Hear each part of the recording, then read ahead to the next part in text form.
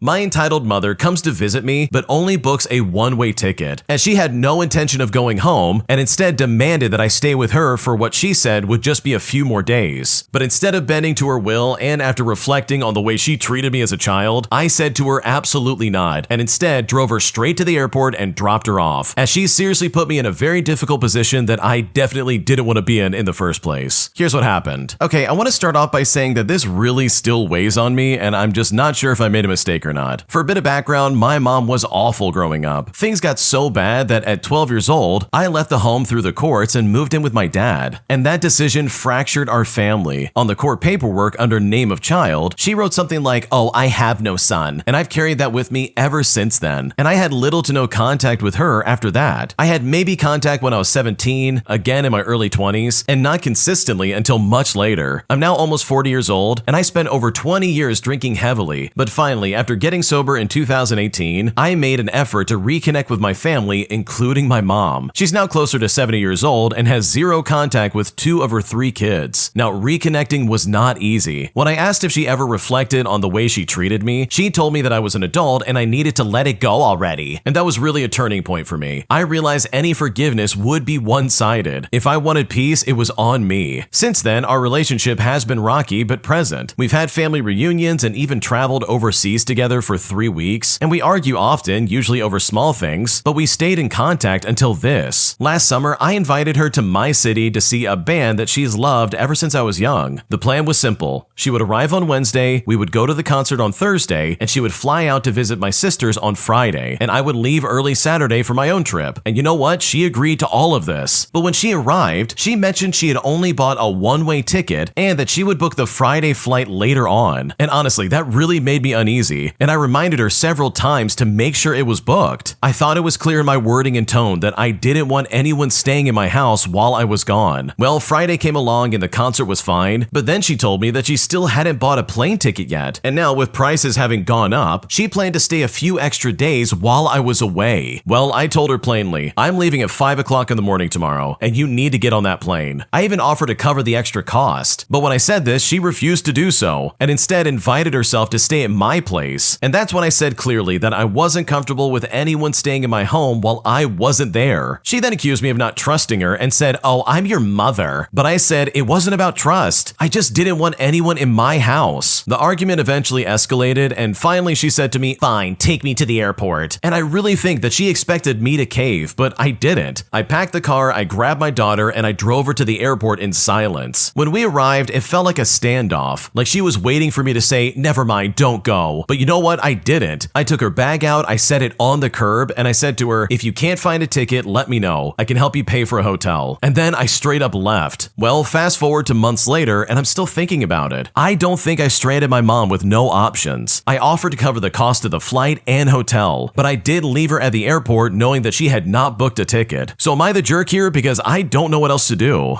Okay, first off, no, you are not the jerk. I can't believe your mom acted like that. She literally thought she could get away with having a one-way ticket booked to your place and then try to be like, "Oh yeah, I'll just stay here while you're gone. It's no big deal." Like, no, dude, she's gonna rob you blind and then she's gonna leave. Or try to do God knows what else. That sounds like a nightmare, especially considering the way she treated you as a child. Like, this was probably her chance to get back at you in some way or like try to ruin your life. Like, I don't know. The fact that she tried to like invite herself in like that is just so creepy in my opinion. So no, you made the right decision by kicking her to the curb because the way she was acting was really weird. If you like Am I the Jerk, you're probably going to love Am I the Genius. Check it out, link down below in the description. Also, go to amithejerk.com/submit if you would like to submit your own stories. Am I the jerk for finally telling my sibling the truth that everybody else keeps whispering about? Because after finding out that literally everybody's talking crap about my younger sibling's terrible behavior, I decided to speak up, resulting in my sibling freaking out on me. And now I'm not sure if this was a mistake or not, and I just don't know what to do now. Here's how it all went down. To start things out, I'm the oldest in my family, and my younger sibling has always been kind of protected by everyone. And this is not in like an obvious way, but it's more like people constantly smoothing things over for them. If they mess up, someone someone explains it away. If they say something rude, it just gets brushed off as stress or like a bad day. I noticed it years ago, but I usually stayed out of it because family dynamics are messy and I didn't want to be the bad guy. Recently though, it reached a point where it started affecting me directly. My sibling has a habit of talking over people and dismissing opinions they don't like. At family gatherings, you can literally see people stop talking mid-sentence once they jump in, and then afterwards everybody complains about it privately. I've heard the same comments from different relatives, friends, and even my partner. They'll say stuff like, oh, they're so exhausting, they don't listen, they always make it about themselves, but no one ever says it to their face. Last week we had a small argument over something minor. During that conversation, my sibling accused me of being distant lately and said that I was acting judgmental. And honestly, that's when I snapped a bit. I told them that maybe people pull away because they feel talked down to, and that this isn't just my opinion. Now, I said this calmly and I wasn't yelling, but I was very direct. I also told them that people discuss this behind their back all the time, and I'm probably the first person actually being honest with them. Well, the reaction was really bad. They went quiet and then they got really upset and said I was cruel and humiliating them. Now, my parents are involved and they think I should have kept my mouth shut. According to them, telling someone that others criticize them privately is unnecessary and hurtful, even if it's true. They keep saying that I could have phrased it nicer or just let it go like everybody else does. What's really bothering me is that I don't feel like I was trying to hurt them. I genuinely thought hearing it from someone close might actually help them reflect. Instead, I'm being treated like I crossed some line. I'm starting to wonder if honestly this was the wrong move here, or if everybody else is just more comfortable pretending that nothing's wrong. So am I the jerk for saying out loud what everybody else only whispers? Because at this point, I'm not sure if I made a mistake. Okay, first off, I really don't think you're the jerk here because this needed to be said. Like, holy crap, if I knew that my sibling was being talked poorly about by pretty much everybody in the family, I would absolutely pull them aside and be like, dude, a lot of people feel this way and so do I. Because I think the logic behind what the original poster was trying to do, in my opinion, is really sound. They weren't trying to be mean, they were just trying to be honest and like help their sibling out. Like, you guys are related after all, and you're trying to be a good family member. You weren't trying to humiliate them or make them feel bad. You just wanted to like expose the fact that, yeah, a lot of people are talking crap about you. And based on the way this younger sibling's acting, like, holy crap, yeah, this is kind of deserved to an extent. But I think the real blame here absolutely goes on the parents. Someone in the comment section pretty much said like, yeah, the parents should have stepped up and had this conversation a long time ago, instead of like deflecting and being like, oh wow, I can't believe you did this. When it's like, dude, you literally allowed this to happen and now I've got to be the bad guy to kind of like explain what's going on. That is so unfair for the original poster. Like, that really sucks. So no, with all things considered, you're not the jerk. Your parents suck for not taking a step towards like fixing this. And overall, I think this is just really unfair for you.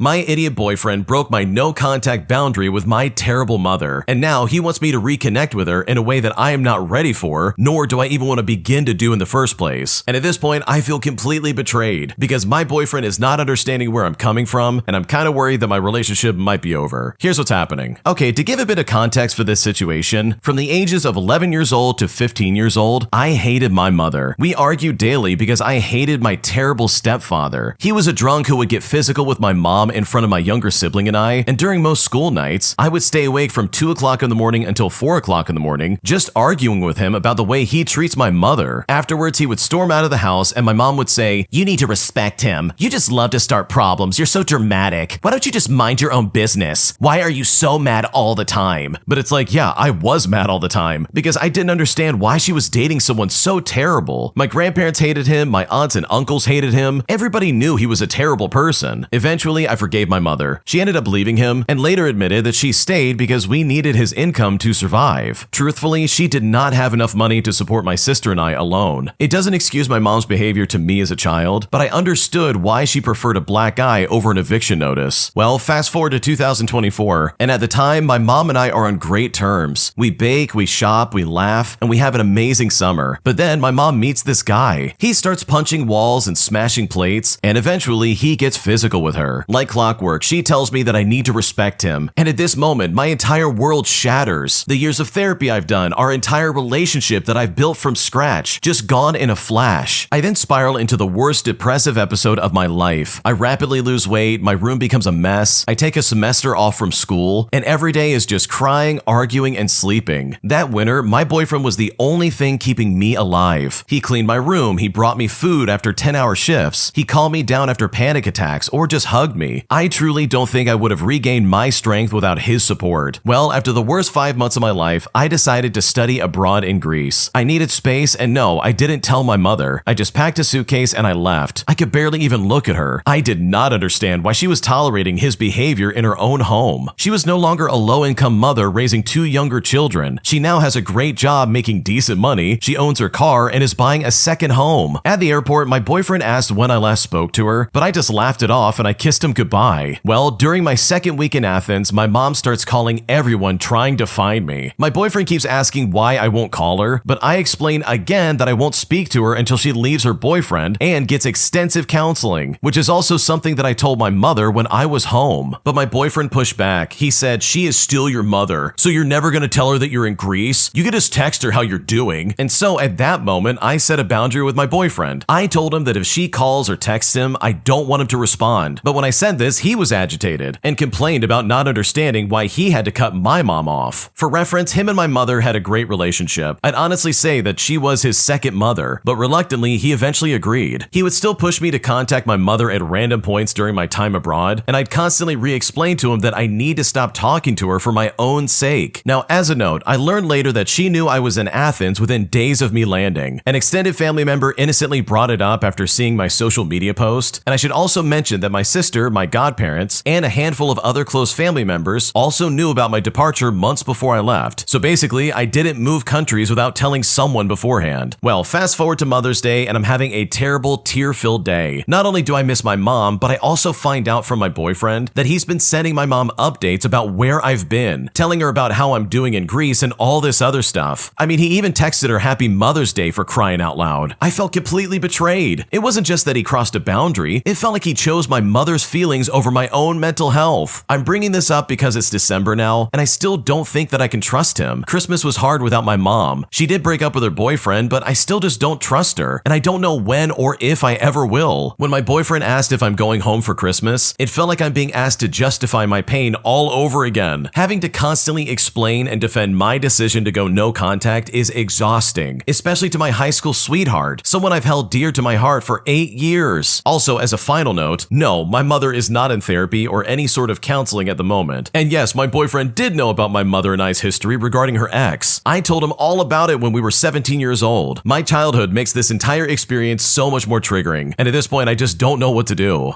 Okay, I don't know about you, but if I had a significant other who sat there and said, okay, yeah, I'll go no contact, no worries, and then behind my back was contacting this family member that I said, hey, don't talk to them, like literally they're ruining my life, I would probably break up with him on the spot and be like, wow, you literally betrayed me. You're telling her information about me, you're sending her Happy Mother's Day messages, like, dude, what is going on right now? Are you supposed to be on my side in this situation? Like, what's going on here? So yeah, this is a huge red flag for me. There's no way I would ever come back from this, because if I had the history that you have in this scenario, I would be like very livid and probably never let this go. Did I overreact for closing the door? All because my sister-in-law was talking very loudly on the phone and it was bothering me. Because right now this is causing some weird drama in my family and I just don't know how to deal with it. Here's what's happening. Okay, for a bit of an explanation, my husband and I share a house divided into 2 apartments. We live on the first floor and the ground floor is empty, but my husband's family is currently occupying it due to the holidays. Well, yesterday my husband's family went to visit my husband's distant uncle. I was a bit tired and I currently have a sprained ankle, so I just decided to stay home.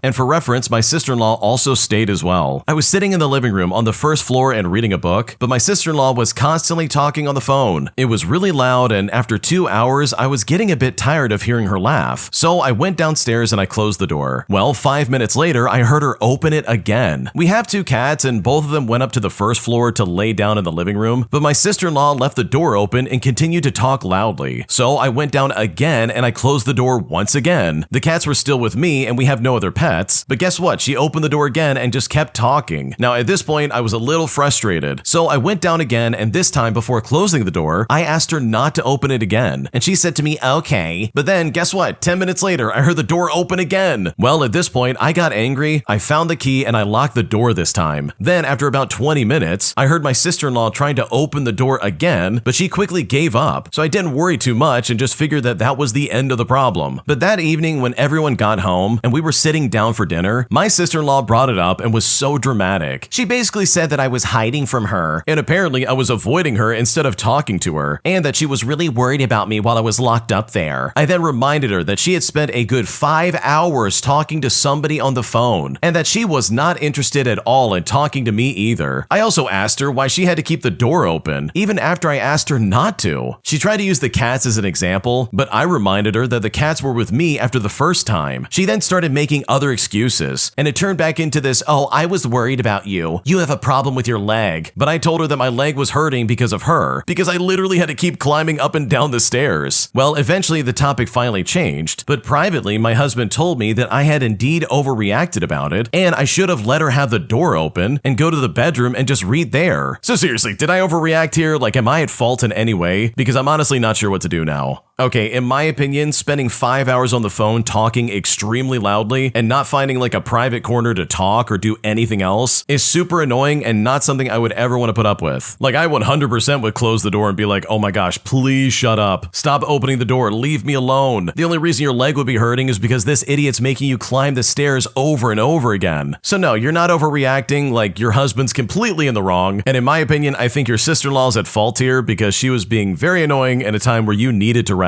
Which, if she could have put her phone down for like 2 minutes, she could have seen that that's exactly what you needed. Am I crazy for not wanting my parents to have access to my bank account information? Because after my dad basically demanded it, it caused a bunch of problems in my life, and I'm at a point now where I seriously just don't know what to do. Here's what's going on. For starters, I'm an 18-year-old female, and I've been working for a year and a half, and I'm currently living with my parents. Yesterday, my dad came into my room and asked to see my pay statement so he could see my gross income for taxes. Well, I don't think anything of it, so I just showed it to him, and I guess he snooped around and saw what my net pay was as well. He then asked why it didn't match up, and I just told him about all the things that I bought over the year. And this is really where the problem started. Even after I told him the truth, he still wanted to see my transactions. Well, I straight up told him no because I think it's a total invasion of privacy, and it's weird for him to check my bank account. But then he got angry and said that since I live under his roof, I get no privacy. We got into an argument, and he seriously thinks that he should have total access to my bank because he thinks I'm doing something wrong with my money. But I think that he should trust what I'm saying. My dad then got my mom involved, and now they're both arguing with me. My dad now wants my password to my bank account, and I think that's totally unfair. I should be allowed to have some kind of independence. Keep in mind, I don't have access to my card. Every time I want to spend my money, I have to ask permission, and then my parents will allow me to use my card. So they literally know what I do with my money. I've never once complained about this ridiculous rule out of respect for them, so I don't understand why they don't have respect for me. And honestly, I feel overwhelmed. I know I have nothing to hide, so the problem will be solved if I just show him my transactions, but it's the principle of it. I want them to trust me. I want them to give me privacy and independence on what I do and don't do with my money. So seriously, am I in the wrong here? Because at this point, I don't know what to do. Okay, first off, I've got to say that your parents are being very overbearing. They have no business looking at your bank account. I don't care what's going on, because what they're demanding of you is completely weird and uncalled for. At this point in your life, you're an adult, which means your decisions are your own. Your bank account is yours and they have no say over it. And I think you standing your ground is absolutely the right decision here. I know for a fact I would. Like, this is completely unacceptable. So I think if I was in your shoes, I would not only set up a new bank account, but I would also personally transfer all my money to it so that I can have a card and spend money as I please. Like, what's going on right now? Why do they have your card, but you're not allowed to have it as an adult? That's so overbearing and completely uncalled for. So no, you're not doing anything wrong. You have every right to privacy and independence just like anybody else. And the fact that they're trying to control this and they're acting really strange, in my opinion, is completely over the line and unacceptable. An entitled Karen in my yoga class reported me to the teacher for breathing too loudly during practice. And honestly, this blows my mind and I seriously don't know what to do now. Here's how it happened. Okay, I want to start off by saying that yeah, this really did happen and I really wish I was kidding. For reference, I go to hot yoga twice a week at a local studio. It is intense, and during certain poses, especially the challenging ones, I breathe heavily. Like, that's literally part of yoga. Breathwork is fundamental to the practice. Well, there's this woman who's been coming for about a month now, now, and she always sets up her mat near mine. Last week during class, she kept looking at me with this annoyed expression every time I exhaled loudly. After class, she went to the instructor and complained that my breathing was distracting and disruptive. The instructor politely explained that breathing is part of yoga, and that in hot yoga especially, heavy breathing is normal and encouraged. But this woman literally said, well, it's still distracting to me, and I think she's doing it on purpose to be annoying. And it's like, bro, on purpose? I'm literally just trying to get through a difficult pose without passing out in a 105-degree room. The instructor took me aside afterwards and said I didn't do anything wrong, but then asked me if I could maybe be mindful of my breathing volume, and I was honestly kind of insulted. I paid the same amount as everyone else for this class, so I am not going to hold my breath during practice all because one person thinks it's way too loud. Okay, this is honestly so weird because yeah, the original poster is absolutely right. Breathing is literally fundamental for yoga. The fact that anybody would be like, wow, you're breathing too loudly in yoga, like that is so incredibly ironic, it's not even funny. Especially doing hot yoga, like that stuff is way too intense for me. Like, I don't know about you, but that sounds miserable. Maybe other people in the comment section have a different experience with that, but just based on personal preferences, like there's no way I'm ever stepping into a sauna and like willingly subjecting my body to that. That sounds miserable. Like sure, somebody probably likes it, but it's definitely not me. But even then, I can imagine if I did do it, like yeah, I would probably be breathing pretty heavily. So for this lady to be like, oh, you're doing it to be annoying, it's like, what are you talking about? That is so weird. The original poster's obviously not doing that to be annoying. They're just trying to get through the program, man. Like, what's going on here? And I swear to you, I am right there with the original poster. If after all of that, you still come to me and say, oh, just be mindful of your breathing volume, I would probably at that moment start looking for a new place to do hot yoga, because that would royally piss me off and I would probably go somewhere else. My toxic, spiteful coworker literally tries to get me fired by lying to my company that I was sabotaging our system. But now, after a few years and I got promoted, this lady is now working for me, giving me a golden opportunity to exact my revenge in the best way possible. Here's what happened. Several years ago, I worked with the most spiteful, troublemaking woman who we will call Mary for the sake of the story. She and I applied for the same promotion and she got it. Now, I was okay with not getting the job because it really wasn't part of my career path. I just wanted the extra money. Now, she was not in my chain of command, but she seemed to think that her promotion gave her the right to treat me badly. She would make snide comments about me to my coworkers, who thankfully knew what she was all about and would stand up for me. She would try to assign work to me, and when I would refuse, she'd run to our mutual boss and complain until she got her way, and then I would have to take on extra work as a result. I had suspected for a while that she was telling our boss lies about me, but I had no proof, so I just kept my mouth shut. Eventually, though, I was promoted to another department. In the days before I went to my new job, it was apparent that someone was sabotaging my work. Stuff like data being changed on files that I was working on. Now, of course, I suspected Mary, but again, I had no proof. It all came to a head when she announced to the entire office that I was actually the one who was sabotaging the computer system. Of course, nobody believed her, but it was still very upsetting for me. It got so bad that I made arrangements to go to my new job earlier than originally planned. For the next several years, Mary and I would have to work together on projects. I spoke to her as little as possible, and covering all my bases was my motto. And while it was awkward, it was also manageable. During that time, I received several promotions, and I ended up as the director of my department. There are about 50 people in my department, and I mainly have contact with only the supervisors. And I guess I'm known as the one to give problem employees to, where I either get them to shape up or ship out, but I was very surprised when human resources approached me about taking on Mary because she was about to be fired in her current job. Now, my initial reaction was to scream, absolutely not. I really felt I couldn't be impartial and give her a fair chance. But I was pretty much not given a choice. What's worse is I couldn't pawn her off to one of my supervisors. Because of the work that she did, she would have to report to me specifically. So, after resigning myself to having to take her on, I started dreaming of how I would exact my revenge. There were so many possibilities, I was almost giddy with anticipation. But the sweetest revenge was on her first day in the office. I called her into my office to give her my come to Jesus message, and she came in with the most scared look on her face. I mean, I thought she was going to puke. I decided to have pity on her, and I started out softly. I asked her if she understood how she ended up here. She replied meekly by saying, I guess it's karma. Now, you could have knocked me over with a feather, because I knew exactly what she meant, but I wanted to hear her say it. So I asked her, what do you mean? She then proceeded to apologize for everything she'd done to me, including spreading lies and doing the sabotaging herself. I was about ready to admit defeat in the revenge game, but then I thought of the very best next step. I told her ever so calmly, "You know that you could be fired for that, right?" I let that sink in until I saw the beads of sweat on her forehead. Then I said to her, "But I'm not going to do that. Instead, you are going to decide your fate at this company. You will not be able to blame me for what happens to you because it will be up to you to succeed or fail." And honestly, it felt so much better than using my power over her to get my revenge. She is still working for me, but I don't think she will last much longer. Not because she's going to be fired. She really has improved a great deal, but because being nice to me is just so hard for her. I don't think she can stand it, and she will probably find another job. And hopefully that job is at another company. Oh man, I love situations like this, where a toxic coworker who treated you like garbage and spread lies about you suddenly flips places with you, and they now find themselves at your mercy. Like, that is so satisfying, it honestly is amazing. And I also love the fact that you went about this in a really kind way, where it is literally impossible for her to say anything negative about you. So seriously, good for you for not only working your way up the chain, but also ensuring that she knows that you're the boss and that the only way out is for her to get another job, because that is just a small taste of the way that she made you feel. If you like Am I the Jerk, you're probably going to love Am I the Genius. Check it out, link down below in the description. Also, go to amithejerk.com/submit if you would like to submit your own stories. Today, I just realized that I was severely bullied at my first fast food job, as my coworkers literally treated me like garbage the second they realized that I was related to the owner. Here's what happened. For the longest time, I thought I was just too weak to handle that kind of work and have been blaming myself in general, but once I got a better grasp of the restaurant industry, that thought of mine started to feel off. You see, my aunt owned the restaurant, and she offered me a job there because I wanted to get some experience and because I knew that I would be able to adapt fast. So, no special treatment was present. I sent in my resume and I got the interview. I even perfected the pre-employee examination and followed all the steps. So, I got to my first day and things were good. I quickly got the hang of stuff, and by the end of my first week, I was doing golden. I memorized all the work lingo and codes, and the work itself was super easy. Then came the banger. Everyone somehow read my resume and found out about my educational history and my aunt. From then on, my coworkers started acting weird around me, especially the managers. Now, they never really said anything about my familial relationship with the owner, but really, it felt like that. They put me through all kinds of work, which is definitely normal in that line of work as the service crew, but even then, some seniors of mine who actually had decent personalities scolded my coworkers for obviously giving me all the hard work, and that's how I knew I was being mistreated. They all threw the dirty, unwanted work on me, and I never complained. And actually, I really didn't care because I liked being busy. It meant that I didn't have to deal with them. A lot of my coworkers are nice though. It's the managers that are the real evil. They obviously got off on degrading me, and the buff male manager is the first on that list. He literally went on a full rant on how incompetent I was for stapling the wrong receipt, and when he made mistakes when helping out at the counter, he blamed it on me in front of the customer. There is one decent manager who actually helped me and was super nice in general, and even to this day, I think of them and I'm super grateful. But the absolute worst is the big eye lady manager. Every time she was on shift with me, my energy gets significantly depleted. She has that bad aura around her. She would nitpick on the stuff I did and once again blame me for the stuff that I didn't do. There was one time where an order was foregone because someone put the receipt in the wrong place. So she instantly went to me and asked if I did it. Now, I said no because I definitely didn't, but then she still yelled at me in front of not just my coworkers, but also the customers. I was so ashamed of something I didn't even do. Even then, I continued on with my job. I started shaking and my vision blurred from all the pressure, and that was intensified from the yelling I got. At that time, I just thought this must be how they train us. Then, as I worked, she got back to me and told me to come with her. She then went on a full rant about how I was slow and so robotic, that I can't do the job right, and that I'm too sensitive, and that after 2 weeks, I should have been fast and professional. I honestly couldn't take it. I started crying and she just didn't even care. She told me to go upstairs and fix my face. Upstairs, I cried so much and I began to hyperventilate. It took me about an hour to recover, and of all the people who came upstairs, no one knew, or maybe they just didn't care to ask. When I got back down, she wasn't done. She told me that my crying isn't going to get me paid, and then she went off. She liked this routine almost every shift. She would nitpick everything I did and then laugh and talk with my other coworkers. Every time I ask her a question, or even when I let her sign my time card, she acts as if it's such a difficult job. One slow day where there are literally no customers and all the other jobs had been done, she scolded me for standing around and doing nothing, when in all actuality, I was just done with my restocking. The last time and straw for me before I quit was when she took me to the office, where she played a Taylor Swift song and didn't even bother bother to turn it off. And it was then that she started degrading me again about why I'm so unenthusiastic with her and questioning why I'm so robotic with the customers. She even used my educational attainments to attack me. Aren't you a really smart valedictorian graduate? Why can't you do this or that? And that became a running thing with everybody. They always used my graduation against me. The work never took a toll on me. They did. Every time I had to work, I cried because I knew that in some way or another, I was about to get degraded and shamed. And it particularly hurt because those same managers were so playful and friendly with the other coworkers, even when they mess up and mess around. But with me, who kept quiet and just did my job, somehow I got that treatment. But they all said the same thing. It was just part of training so that I would get stronger. But I mean, come on, it ruined me and my self-image. Now, I never told any of that to my aunt, even until now. I just told her that I had to leave because I'm busy, and that was the end of it. For the longest time, I believed that how I was treated there was normal, and that it's all some sort of initiation ritual to degrade and overwork us like that. But now, I'm not so sure if that was the right way to treat me. No, that's definitely not okay, and honestly, I'm so sorry they did that to you. That is so toxic. These people were so mean to you for no reason. And you know for a fact they only did that because you were like related to the owner, and that for some reason set their hair on fire. Especially that dumb lady who would berate you. Like, that is so uncalled for. You did not deserve that at all. So honestly, I'm so glad you don't work there, but I really hope this is a lesson that next time something like this happens, you speak up and say something to the owner, because the way you got treated is absolutely unacceptable. A pair of entitled customers come into my restaurant 20 minutes before closing, but then when they finally get their food, they quite literally choose to complain about everything in front of them, as all of their options are never good enough, causing me and the rest of the staff way more stress than we ever deserve. Here's what happened. Okay, so it was a pretty slow night, and no one else was booked to come in an hour before closing, so the kitchen started closing up and cleaning everything. But then a table of 2 comes in 20 minutes before closing, so I went in and told them while they were in the middle of cleaning everything. So they started back up and took the table's order, and they only wanted one dinner between them, but they wanted everything in separate bowls for some weird reason. When I was taking their order, they kept telling me they wanted it really hot, and she said it like 3 times. So I went and told the chef as a joke, because obviously their dinners are gonna be hot. I mean, that's just how it works here. And you know what? That was fine. It was taken out to them, and about 5 minutes later, it gets sent back for not being hot enough. Now, the chefs were kind of confused, but they redid the entire thing and made it really hot and sent it right back out. Then the woman said to me, "Can we get some cranberry sauce for both of us to share? And we want a lot of it." So I filled up a salt bowl with it, and I took it out, and she said to me, "Oh, maybe this would be enough for one dinner, but this isn't enough for 2 people." So I went back and I filled up a huge bowl with it, and I took it out, and she started laughing at me. She said to me, "Oh, you brought another one." And I just kind of stared at her straight-faced, because yes, obviously I brought her another one because she asked for it. Then they asked for a boat of gravy, so they got that, and then they asked for another boat of gravy, so they got that as well. And wouldn't you believe it, they asked for a 3rd boat of gravy, and at this point, my coworker gave them a huge boat of it. After I went to get their plates, they had used all the gravy, but they hadn't even finished the first thing of sauce I gave them, and they hadn't even touched the second bowl. So they just wasted a ton of it for no reason. So seriously, screw people who act like this, because this really ruined my night and made things a lot harder than it needed to be. Wow, these people were clearly coming in probably like at the end of like a bar hopping session, and they were either drunk or they really were this stupid to treat you and the rest of the staff like this. Listen, if you want to come in late to a restaurant, you better be on your best behavior. You're gonna order something that's easy to make, and you're not gonna be a hassle for anybody in the back. And you would think that's just common courtesy, but obviously people like this prove otherwise. So yeah, if I worked in that situation, I would be super annoyed as well, because the way these people acted was absolutely obnoxious. My 15-year-old sister is a straight-up thief, as she is constantly stealing my belongings, and as a result, getting me in trouble with my parents, as my parents always assume that I'm just not sharing, instead of my sister straight up robbing me. And at this point, I'm honestly so frustrated that I don't know what to do. Here's what happened. Okay, so this has been happening for years. At first, I thought I was losing my stuff, but one day I found some books I thought were gone in her room, and that's when I realized my younger sister is the one taking my things without permission. In that incident with the books, I confronted her and I told her they were mine, and I demanded that she return them. Well, she refused, we struggled, and she ended up hitting me and making my lip bleed. And guess who my parents blamed? They blamed me for not sharing. But it's like, how am I supposed to share something if I was never even asked for it and she just took it? This happens every time I catch her taking something of mine. I'm always the one at fault for not knowing how to share, and this makes me feel completely unprotected in my own home. Not only do they fail to respect my belongings, but it also seems like my parents justify her behavior. The last time I realized she had stolen something from me, namely my markers, I didn't say anything to anybody. I just took them back, bought a combination lock for my backpack, and now I keep all of my valuable belongings secured. I mean, if my parents won't do anything about their daughter being a thief, then I have to protect my stuff from her myself. I'm so tired of this situation, and my parents don't seem to realize how serious this problem is. So how can I make them understand that my sister needs to face consequences for her actions? This isn't just about me. If they keep enabling this behavior, eventually I won't be the only one affected. Sooner or later, it could impact them or even people outside of our family. If this is how she behaves at 15 years old, I can't imagine how much worse it will get when she's older. What should I do? Oh man, this is so toxic and annoying. It's honestly so frustrating. Here you are getting your belongings back from your sister, and your parents are trying to say, oh, you just need to learn how to share. This is your fault for not sharing your belongings. And it's like, dude, what are you talking about? This is my property and she is literally taking it from my room. This is not about sharing. Like, that is not a part of this conversation. I'm sure you would probably be willing to share anything if she really wanted it, but this is straight up thievery. So I think your approach is really smart, and I love the fact that you're locking things up and you're trying to protect your belongings, because obviously that's what you need to do. But also, if I was in your shoes, I would keep a complete list of everything that idiot's stolen, even stuff that she took and you've never gotten back. Make a list and check it twice, and be sure to show it to your parents. The dream scenario here is that you somehow catch her on camera stealing your stuff, and then you can blast that to your parents and be like, look, I told you she's stealing from me. So hopefully this gets better sooner than later, because the way your parents are enabling this behavior, in my opinion, is absolutely uncalled for. My entitled brother pulls out of a Christmas lunch that we were planning, claiming that he had really bad heartburn, but in reality, he was just severely hungover. Here's what happened. Okay, so I live with my parents and my grandparents. My mom is a full-time carer for my grandparents who both have dementia. One of my stepbrothers lives across town with his girlfriend, and my entitled brother and his girlfriend live in Sydney. They came up for the Christmas holidays, but instead of spending their Christmas with us, they always spend it with their aunts, who are significantly wealthier than us, near the beach, but they normally drop in for lunch between Christmas and New Year's for 2 to 3 hours. Both of my stepbrothers and their girlfriends were supposed to drop in today for a barbecue lunch. My parents have gone to a lot of effort to prepare for this, and my parents spent $200 at the butcher getting meat, and my mom has been in the kitchen all morning preparing salads and vegetables. I even went out this morning to grab some last-minute things from the supermarket. Now, about an hour before my entitled brother was supposed to come, he called my parents asking if he could come earlier, and he could only stay for about an hour. He said that he has heartburn all over his body and he needs to see a doctor. Now, I used to be a nurse in a general practice, and most doctors' surgeries close at about 12 o'clock on a Sunday. He also said his girlfriend has a hair appointment that afternoon, and he has had previous issues with heartburn, especially when he drinks. Well, I immediately called BS on his excuse, as I believe that he was just hungover. Well, my parents were furious. They felt like they were being used and felt like they've been disrespected due to all the effort they've put in. My parents told me that he said he's only been drinking water. However, I remember him telling me that alcohol makes his heartburn worse, and from my experience in healthcare, alcohol is known to worsen heartburn. So it made both me and my parents suspicious that he had a massive night last night and was just completely hungover. This isn't the first time that he's done something like this, by the way. When me and my parents went to Tasmania for the weekend, he came and minded our dog. I then woke up on the Saturday morning to a heap of motion notifications on our security cameras, all at random times in the night. I looked through the footage, and it turns out he threw a party with about a dozen people while we were all gone. I saw footage of him and his friends standing on the tables, as well as their illicit substances laid out on the table as well, if you know what I mean. And I was absolutely shocked that someone brought that into my parents' house. Well, I told my parents, and they were furious. They called my brother and told him to clear everybody out. And when we got back, they lectured him for about an hour about how disrespectful and dangerous that was. My brother tends to be quite rude and dismissive to my stepfather in general, and many of my family, including myself, are quite appalled at the way they treat my stepdad and how they act in front of him. I like my stepbrothers as people, but I generally keep my distance, and I don't want to hang out with them for this reason, as I vehemently hate the way they treat my parents. I only see them at family events, and while they are nice to me, I really want to give them a lecture about appreciating your parents. I will be definitely keeping my distance from them in the future, because I'm just as pissed off as my parents are. Yeah, your brother sounds like a piece of work, and I honestly just can't stand people who treat their parents like this. Like, it really does seem like he's just using them, and he doesn't care about their timetable or what they're trying to do. He only cares about what he wants, and the only way he would ever show up is if it caters to his needs specifically. So yeah, this guy sucks, sucks, and honestly, I don't blame you for being pissed off, because if I was in your shoes, I would feel the exact same way. My husband's extended family allows their kids to wreak havoc across a Christmas party, causing literally over $1,000 in damages, while still being completely ignorant to everything that's going on. Here's what happened. So my husband's brother and sister-in-law were in town for Christmas with their 3 kids, and they have kids that are ages 3, 5, and 6. Well, they caused over $1,000 of damages to some family member's house after warning both the kids and the parents that they were playing too hard with their pool table. The parents didn't take any responsibility at all, but did end up sending the family members money to avoid further conflict. And in the end, they clarified that it wasn't their kids' fault, even though they were the only kids at the function. The kids' behavior was abhorrent the entire trip. They were hitting people, they were throwing toys, saying that they didn't like their presents, and they would even throw food that they didn't want. And most of this was from their eldest, the 6-year-old. The parents got upset that everyone else in the family, namely the 12 other adults there, were talking about the kids' lack of discipline, and basically turned around and said that it's our fault for not being more supportive, and that it's on us to react properly when their kids misbehave, either by talking to them, disciplining them, or physically taking them to their parents. So seriously, this is crazy, right? How are they expecting everyone else to say no and set boundaries when they don't do it themselves? We would love to be the fun aunt and uncle, but we can't because they already get everything, and we're the ones that feel like we have to tell them no because their parents won't. Now, I would love to avoid all of them if I could, but unfortunately, they are family we see about 4 to 5 times a year, so that really isn't an option. And the other adults were setting boundaries, including them playing with the pool table, and it was damaged already. And honestly, between them throwing toys at people and hitting people, this behavior, especially from the 6-year-old, was completely out of line, and I honestly just don't want to deal with them any longer. I personally have a special place in my heart when it comes to telling people that their kids are monsters. Seriously, I think we all know the difference between a kid that's just like slightly misbehaving and one that clearly just doesn't care about anything anybody says. Like, there is a massive difference, and it is so frustrating to deal with because it all comes down to the fact that these parents are just failing their kids and they're not disciplining them in the way that they should. They really just have to put their foot down and be like, no, this is the way it's gonna be. But instead, they're literally turning to everybody else and being like, oh, this is your fault. If our kid's not properly behaving, then you need to talk to them and discipline them, or bring them to us and we'll take care of it. But it's like, wait a second, how am I responsible for your spawn? This is not my kid, meaning that it's not my problem. Like, seriously, that is such a stupid take. These are the type of people who will be like, you need to discipline my child, but the second you do, they jump down your throat and they're like, don't talk to my kid like that. And it's like, okay, well, what do you want? Do you want your kid throwing things at everybody at this function? Or do you want to be the parent for once and step up and do something about it? Because as far as I'm concerned, this kind of behavior is absolutely fixable, and it 100% begins and ends with the way the parents treat their child. An entitled gross couple parked their car in my parking space, claiming that they own that spot and that they could park anywhere they wanted. And despite the fact that I gave them so many chances to move their car, this couple flipped me the bird, cussed me out, and went on their merry way, forcing me to not only tow their car, but eventually get them arrested for assault. Here's what happened. So I used to live in an apartment down in San Diego, right by where the jet boat races used to be in Mission Bay. I worked as a consultant and flew home to San Diego on a red-eye, landing Saturday morning just in time for jet boat festivities. I was well aware that once I was home, the weekend would be chaotic from all the fans at the jet boat races, and parking in that part of the city is ridiculous even without the races. Anyways, I pull into my alley and I'm getting to my assigned space, and in my spot, there's a family spilling out of an overloaded minivan. Boogie boards, a few red wagons, some coolers, some beach chairs and toys, as well as floaties and several kids are all coming out. I pull up the car and I get out, and I walk over to whom I assume is the dad, and I kindly inform him that he was parking in my space and he needed to find another spot. Well, he immediately at the top of his lungs started shouting in my face, "I was here first. This is my parking space, not yours." Well, eventually Mrs. Bowling Ball comes over and huffs that they've been looking for almost an hour for parking, and I just can't come in and demand the space from them. Now, I told them that it's assigned parking, but they didn't believe me. Now, this is understandable because the poor overloaded van was parked over a bright red notice painted on the actual pavement that this space is only for Unit 19. I told the lovely couple that they were mistaken and that could they please just move so I can go upstairs and shower and go to bed. I informed them again and again that they are not from here and that they were making a huge mistake. For reference, the van had Arizona plates, and this will come into play later on. Well, folks, it didn't end well. The bowling ball army picked up their beach invasion equipment and headed for the beach with me telling them that they were going to get towed. The last memory of that day was Major Dad flipping me the bird over his shoulder as he and the bowling ball wife and all of his stupid kids disappeared down the alley. And obviously, as you can guess, they were towed. And my girlfriend at the time was up and awake on the deck, which is 2 stories basically above said parking space, so we can see my car now parked in its space, all happy and where it's supposed to be, just like me. Now, we have to take a side tangent here about my car at the time. I had 2 cars at the time, and the one parked in space Exhibit A was an old Saturn that I bought for around $1,000